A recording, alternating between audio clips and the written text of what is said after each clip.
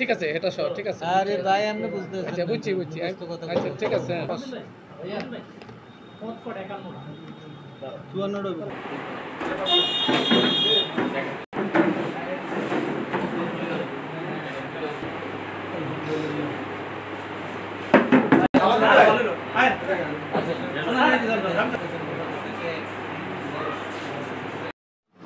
আসলে আমাদের আজকের এই বাংলাদেশ প্রাথমিক শিক্ষক সমিতি হাইমসুর উপজেলা ফরম বিতরণী অনুষ্ঠান, সেই অনুষ্ঠানে আমরা ফরম জমা এবং বিতরণের পর এখন সবাই জমা দিয়েছে এবং আমাদের ইতিমধ্যে দেখা গেছে এই পর্যন্ত 54টা 11টা 51টা পদের জন্য 53টা ফরম গেছে এবং এই ব্যাপারে কোনটা কত গেছে এটা আমাদের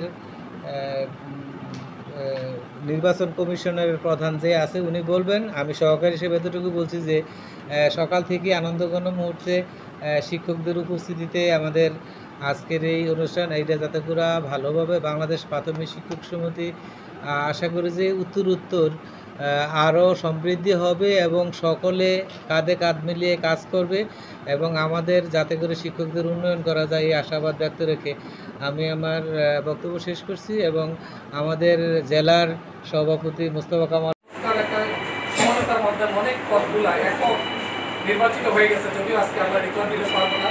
এটা অংশগ্রহণ করে সুন্দরভাবে একটা নির্বাচন উপহার দেয়, অত্যন্ত খুশি হব। আমরা জানলে অত্যন্ত খুশি হবেন। আমাদের মাঝে ওই দিন বাংলাদেশ প্রাথমিক শিক্ষক সমিতির কেন্দ্রীয় কমিটির সম্মানিত সভাপতি জনাব আবুল কাশেম সাহেব আপনাদের এখানে নির্বাচন দেখতে আসবে। আমরা হ্যাঁ, ওনারা শামীম ভাই আসবে, ওনারা দেখতে আসবে।